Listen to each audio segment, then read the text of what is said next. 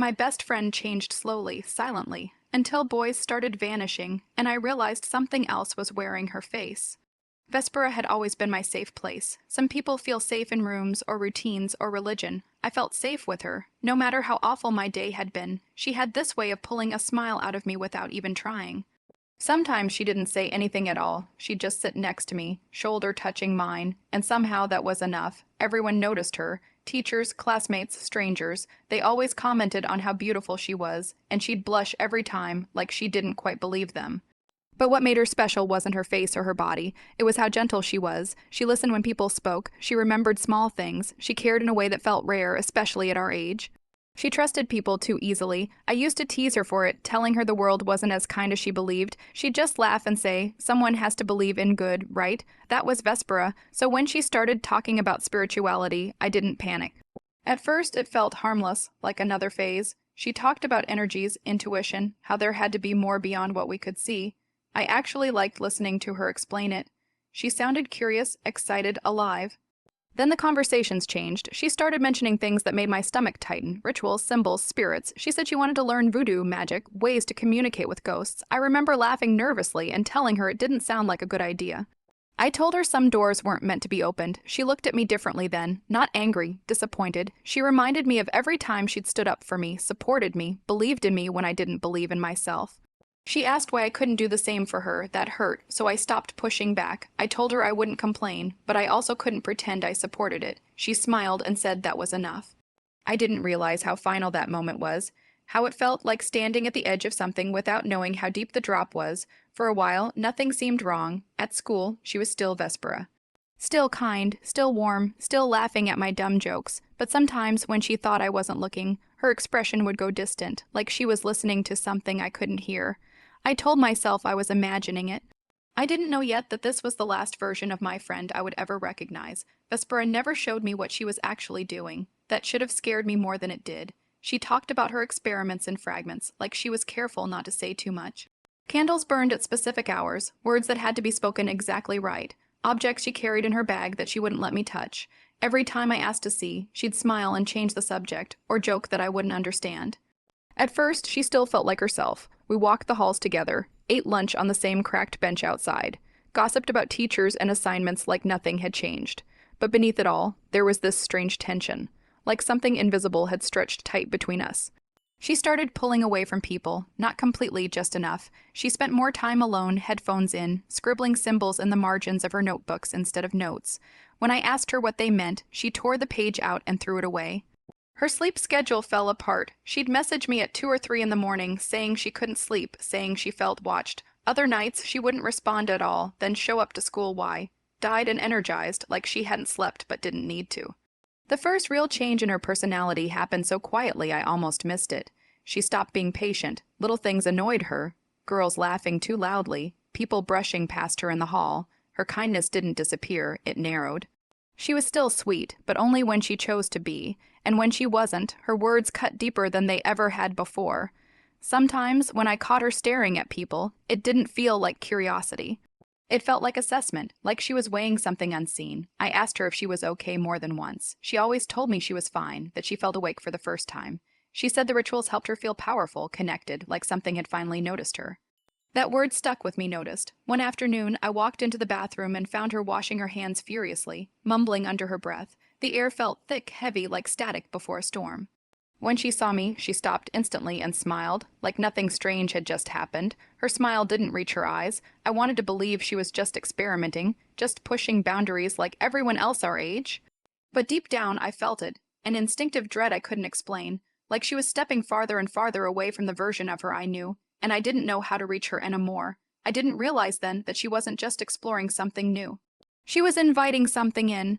By the time I admitted something was wrong, it already felt too late. Vespera didn't change overnight. That's what makes it so terrifying to think about now.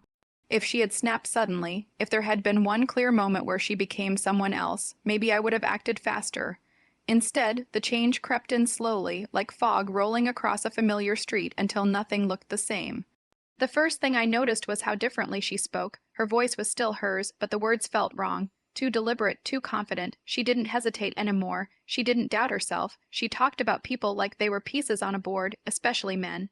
When she described them, it wasn't with excitement or affection, but with interest, the way someone might talk about a tool. She stopped caring what other girls thought. In fact, she seemed to enjoy tearing them down. The kindness she once gave so freely was replaced by sharp remarks and quiet threats. I watched her turn friends against each other with a few well-placed words, smiling the entire time. The attention she got from guys only made it worse. They followed her everywhere, drawn to her in a way I'd never seen before. She laughed louder around them, touched their arms, leaned closer than necessary, but when she thought no one was watching, her expression would go flat, almost bored, like she was waiting for something. What scared me most was how she looked afterward. After dates, after nights she wouldn't talk about, she came back glowing. Her skin looked brighter, her posture was straighter. She moved like she was charged with energy. Meanwhile, the guys she'd been with looked exhausted the next day, if they showed up at all. I tried confronting her once, my heart pounding so hard I thought she'd hear it. I asked her why she was acting so different, why she was hurting people. She just stared at me, not confused, not defensive, amused. She told me people change, that I should be happy for her. When I said I missed the old Vespera, her smile twitched, just for a second, like something behind it didn't like being reminded of that name. That's when it hit me this wasn't insecurity, this wasn't rebellion. This wasn't my friend experimenting with identity. Something was wearing her confidence like a costume. She looked like Vespera. She sounded like Vespera. But when she looked at me, there was no recognition in her eyes, only hunger, restrained and watching.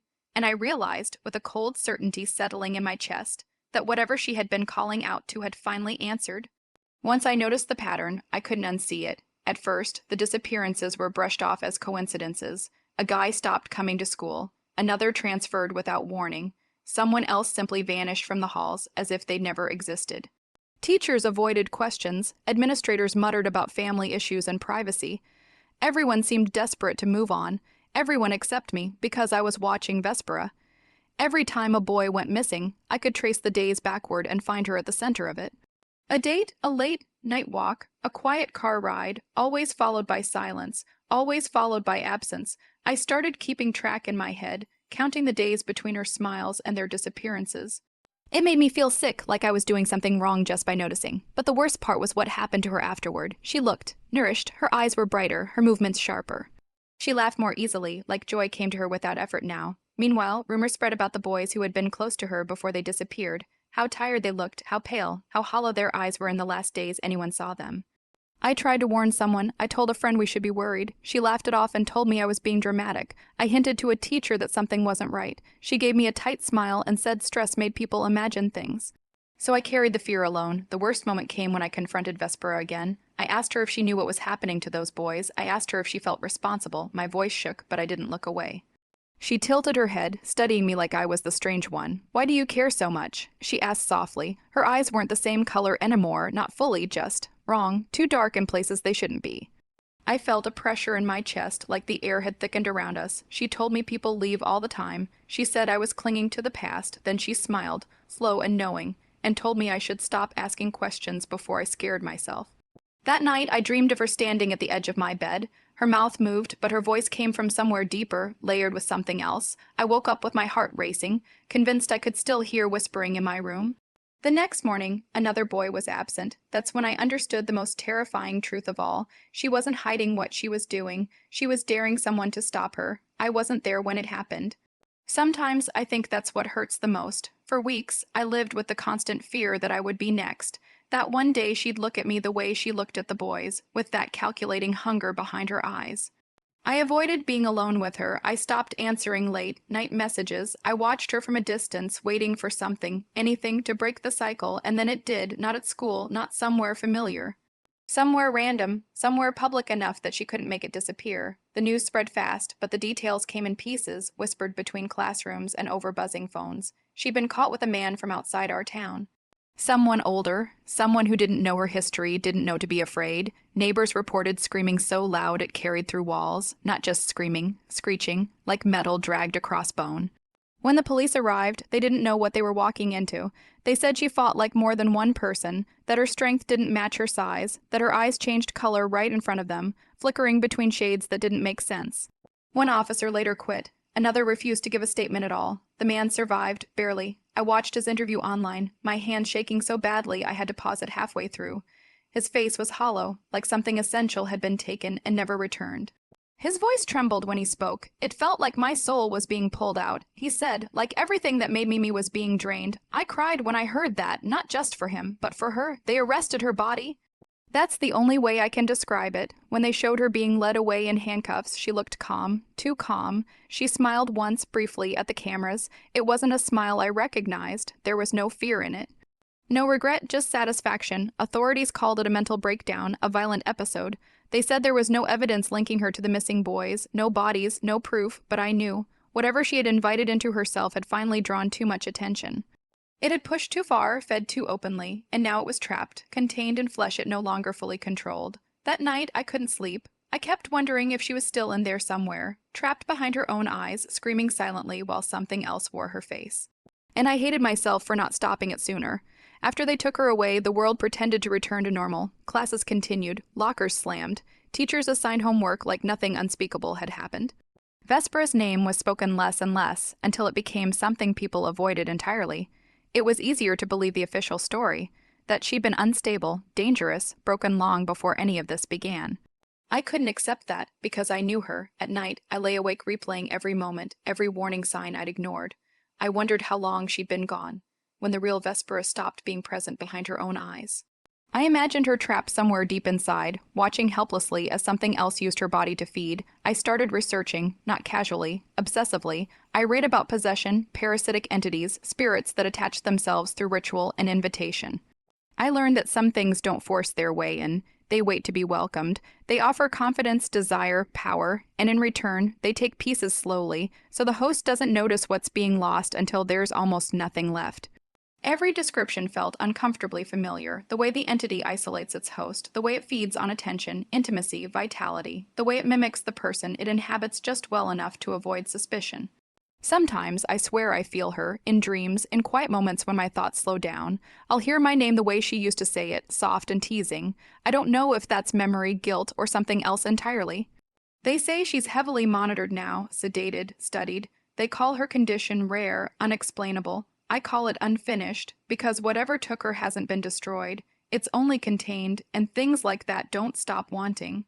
I've made myself a promise, one I repeat every time fear tries to convince me to forget. I will learn what she called out to. I will understand the rules it plays by, not to summon it, not to bargain, but to recognize it, because if it ever slips free, if it ever finds someone else curious, kind, and trusting enough to open the door, I refuse to be blind again. Vespera believed in good until the end. I believe in truth, and one day I'll find a way to bring my friend back, or make sure nothing like that ever takes someone else the way it took her.